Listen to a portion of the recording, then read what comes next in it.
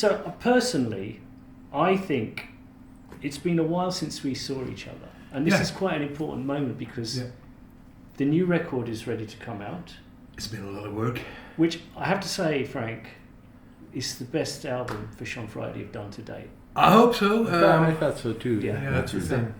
Well, for me, it's always when you're working that hard on a record and for so long you start doubting about yourself. It's good that you tell me that it's all right, because sometimes you don't see the wood for the trees anymore. You see, but I'm so happy with this album. Yeah. It's a great record, and the contributions from all the different quarters, everybody came together in a very interesting way because it was recorded predominantly through lockdown, right? Yeah. We started recording through lockdown, but it turned out well. Even COVID proved to be a creative period for us because we were all locked down, locked up. We were creative people, so we started writing songs. And a lot of the stuff written that's on the 8mm album found its origin during the COVID period. Mm-hmm. So you started the process at your other studio, right? So I think you need to talk a bit about that because the viewer won't know anything about your history with the studio, because this is Frank's studio, by the way. This beautiful place. Frank's built this, but you had another place, didn't you? I had another studio in Antwerp. It was a rather big commercial studio, one of the biggest in Belgium, a studio. But at the same time, I've always been in love with the Ardennes. It's the south of Belgium, and we had a country house there. And my wife and I were always planning to later, when we're getting old, we're going to live there.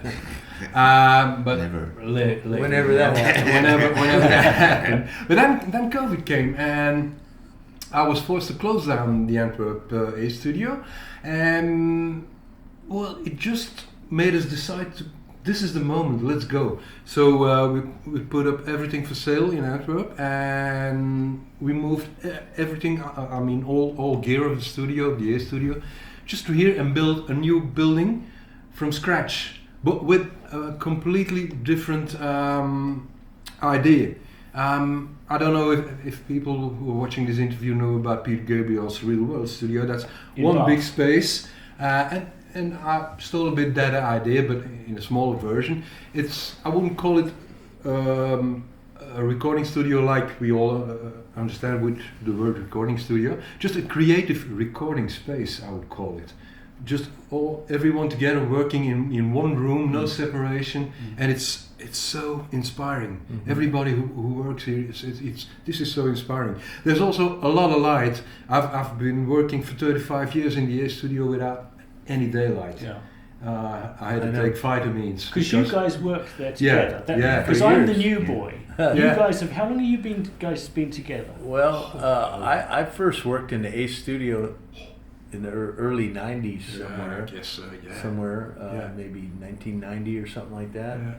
And we've been working over the together years since then. We've Marty and I have become a production team, and Marcus here is our house drummer, animal. So that's the story in a nutshell. But we're quite happy being here. This. There's also one thing.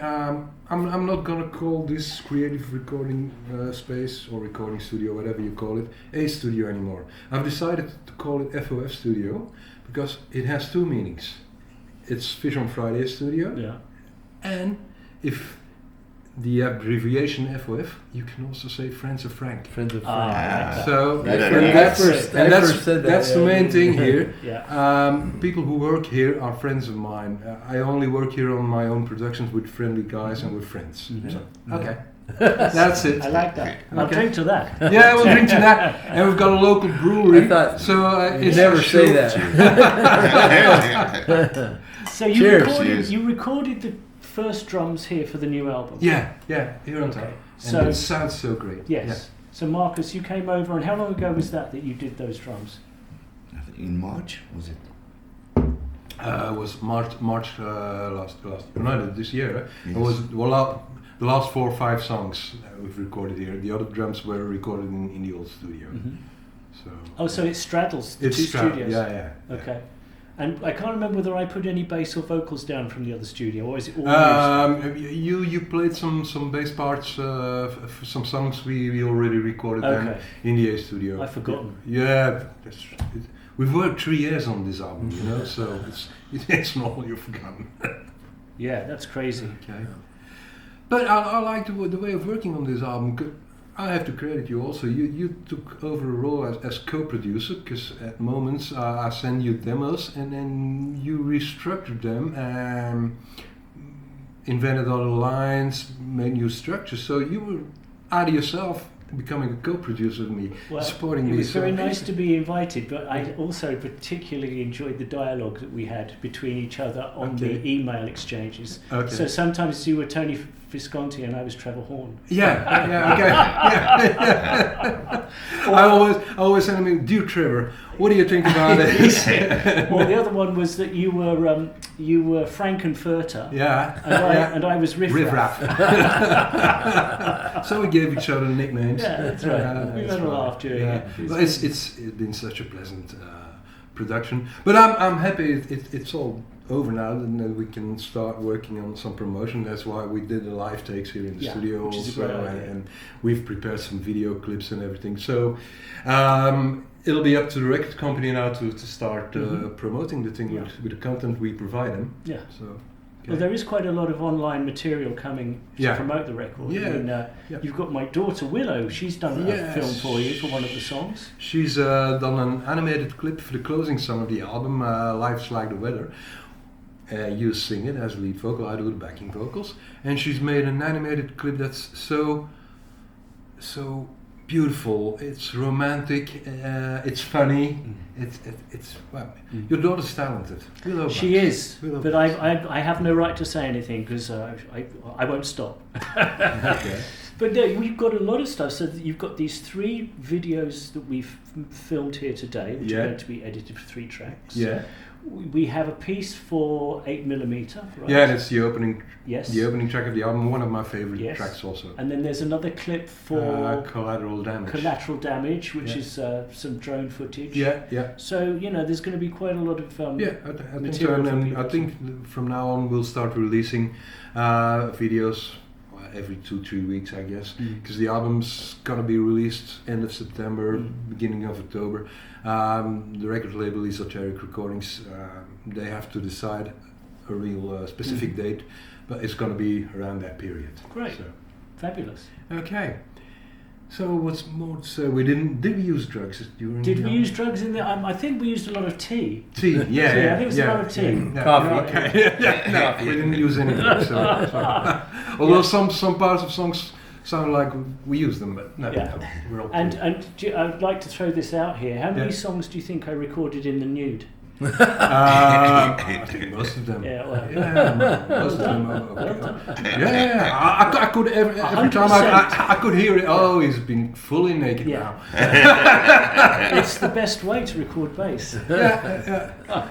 You feel free. Yeah. I tried to have Marcus do that also, and having no air conditioning on top, and he always keeps his clothes on. Yeah, fabulous. Okay. Well, have you got any questions that you think that we should ask each other for the sake of the fans, for instance? What do you think they would ask? That's a difficult one. Yeah, what do you think yourself? What do I think that they would want to know? Are we going to play live? That's the first thing they're going to say. That's the first thing, and that's the thing they've always been asking. And I would like to play live, but there's a certain reality. Now, you live in California. You live in the UK, above London. We're both Belgians, we live together. But having experienced how difficult it is to get you guys together, and Marty's been traveling over 20 hours to get here. So touring, I don't think it'll be practical unless there's a real tour manager who can fix it for 30 or 40 dates, and maybe then we won't lose money there. also. Yeah, maybe there's a promoter or... Yeah, if there's a promoter and if it's worth, because we're not going to finance itself. I'm not going to lose money on a tour and get home tired and have lost money. Of course, and that makes perfect sense. Yeah. So for the moment, I'd rather concentrate on promoting this album, and after that, starting on a new album. Wow. And I think the fans must be lucky that we'll still be continuing recording albums. Yeah, and it's a very pleasurable process working with you guys. And from my perspective, I think people would like to know a bit about you two guys, because Frank and I are quite verbose people. So tell us about your where you come from, your history in music, and how you came to Fish on Friday, Marty. Oh, it was a long journey, but I grew up in Bakersfield, California, which is famous actually for country music. Mm-hmm. Buck Owens and Merle Haggard famously come from there, and so I mean, I grew up playing rock and roll, really, but when I got old enough to play in bars and stuff, all the good gigs were country, so I actually grew up playing a lot of country music. And then I played with a lot of great players and stuff, and traveled around. And I went to school in San Diego at San Diego State University, got a degree in music. Right. Studied classical guitar, and He's a great player. And then I didn't do anything with my degree in music other than the knowledge I got from and I can write and arrange and all that stuff, which has been real handy. Yeah. And but I just went out on the road and started playing a lot, after that. And then I ended up. My wife got a job to come here to Belgium to teach in the American school at the NATO military headquarters here in the south of Belgium near Mons. Yes. And so I came along with her thinking, oh, God, I don't want to go to Belgium. But the hellhole. No, I just didn't. We had actually been here before, but I was working a lot in Las Vegas and all that type of stuff, and doing real well there in all through the 80s, and thinking, I don't know what's going to happen if I go to Belgium. I won't be able to play. Maybe, I don't know. Who knows? But it turned out to be great here. It was really. I got very early on involved with a band called Blue Blot, which was a well-known band I was telling you about this morning. That's right. And we became pretty well known, and I produced the first 3 albums. So in a very short period of time, I got pretty well known in the studios here.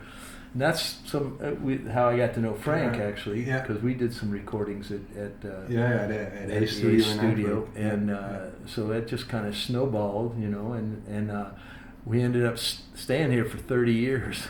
We lived here in Belgium. Wow. So and it was fantastic. I love it here. It's great to be back, actually. But it was never our plan to stay here the rest of our life. We was just going to be a little adventure, to live in Europe and then go back home. But it did last a bit longer. Yeah, but it was great, and I got lots of great friends and musicians. And Marcus and I have been catching up on everybody. Marcus and I played together in many different bands and situations, and so Marcus has been catching me up on everybody around here. So fill us in on your history, Marcus, for the fans, because it's important. I'm from the Walloons part in Belgium, in Charleroi. Okay. It's where I grew up, and I was playing dance music from the age of 12 till 20. Right. And then I spent a year in the States after school in Oregon, and I studied more jazz and Portland? Yeah, in Portland, in Hillsborough, not far from Portland. And then I came back and did the Brussels Conservatorium for jazz, because there was nothing else in Belgium. Yes. I was more in the pop and rock thing, but if you want to learn more, you had to go to the jazz. Yes, makes perfect sense. So I graduated from the jazz in 2 years, and also decided from now on I'm gonna play. I'm playing music every day if I can. Just started gigging all over, going to jams and playing everywhere. Sometimes 2 times a day, 3 times a day.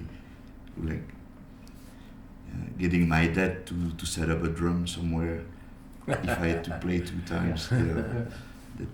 And you've done quite a lot of TV work over here too, I understand. I was a member of the Voice, Voice Belgique. It's the French-speaking voice in Belgium. Of course, this is a very massive franchise, TV franchise, isn't it? Very successful. Yeah, but you got two voices in Belgium. You got the Flemish, and the Voice Vlaanderen, and the Voice of Belgium. Yeah. And I played 7 years. Wow. In the Voice. Did you enjoy it? Yes. I bet that was quite an education in itself. Yes, we played like 200 songs in a year. Wow. Or like auditions, it's like 120 people come in, so you have to play. Wow. And then Great. and be ready to play. Yes. Pretty quick. Anything. Yeah. And not making mistakes. That's the thing I always notice about those TV shows, and people give them a hard time, but the actual level of the players that are in the orchestras and the bands is pretty impressive. Yeah. Sometimes you'll get people like Simon Cowell or some of the MCs say, wow, the band's really hot tonight. The band's always hot on those shows because they have to be. Yeah. Even at rehearsal, because the guy, the one that's singing, she wants to hear the backing that she got, so you have to play your best. Very diverse styles. Yeah. Also, amazing. Yeah. And lots of waiting. And sometimes you wait, and then you got it. So you're gonna That's be TV, isn't it? Yeah. Classic, really. Well, I'm trying to think of something else that we can bring up. I think we've talked. I think you've got it. Okay, well then great. Listen to the record, you bastards. Okay. Bye. Okay. Cheers. Cheers. Cheers.